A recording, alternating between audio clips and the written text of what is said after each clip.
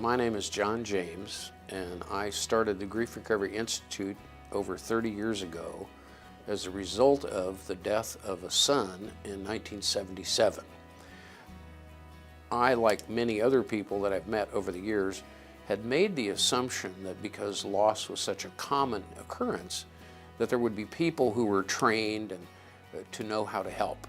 And sadly, what I discovered is that most of the help that people offered was intellectual in nature, and my brain wasn't really broken, it was my heart.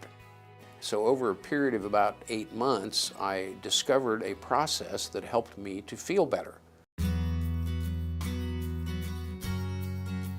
When John James created the phrase grief recovery back in the late 70s, almost no one had ever heard the words grief and recovery in the same sentence.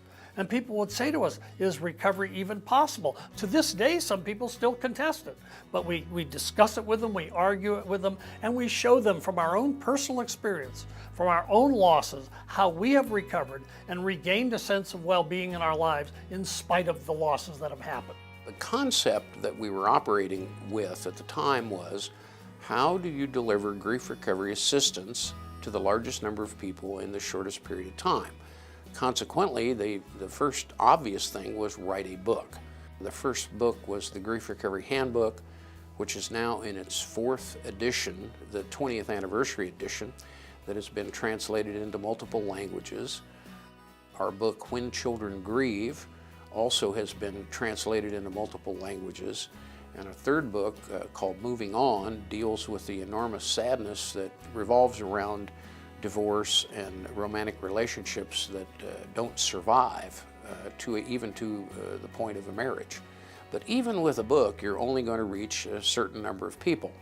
And so we then decided that we would create these grief recovery outreach programs, which are moderated recovery groups where people take very specific actions to heal their heart.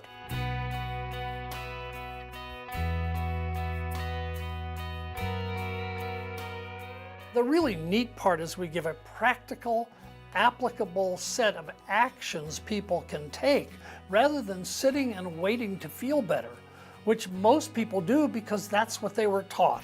So the key here is actions to feel better or different than we felt and not be paralyzed into inaction, which keeps us stuck forever.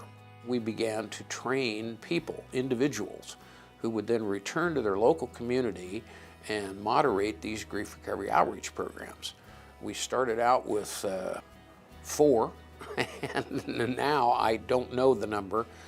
We have thousands of them now.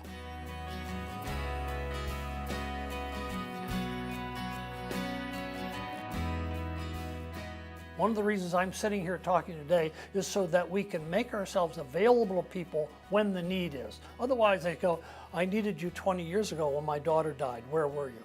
And we don't want anyone to have to say that ever again. Every loss is as the result of the end of an emotional relationship, and every relationship is unique. So everyone grieves at 100% whatever the loss is, and one loss has nothing whatsoever to do with the other. Part of grief recovery is to unlearn some of the stuff we all learned. So, and whether we learned it professionally or at the feet of our parents, doesn't matter. We have to unlearn some myths about grief so we can learn the method that will help us complete unfinished business. It is up to the griever when they decide that they are willing and able to come in to do the grief recovery method. It is not up to us to tell them when they have to do that.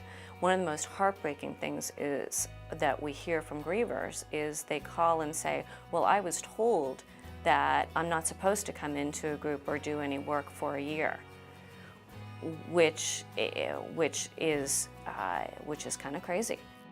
It is never too soon to start to heal your heart. I would say that within 15 minutes following a loss of any kind, the griever's mind is already starting to identify the things that they wish they had done differently or better. I cannot imagine, nor have I seen in 34 years, any benefit accrue to anyone as a result of waiting. We have a different perspective, and the perspective is two things. It's an absolute respect of unique individual human relationships and a recognition of a method of recovery that is available to anyone who's willing to do it.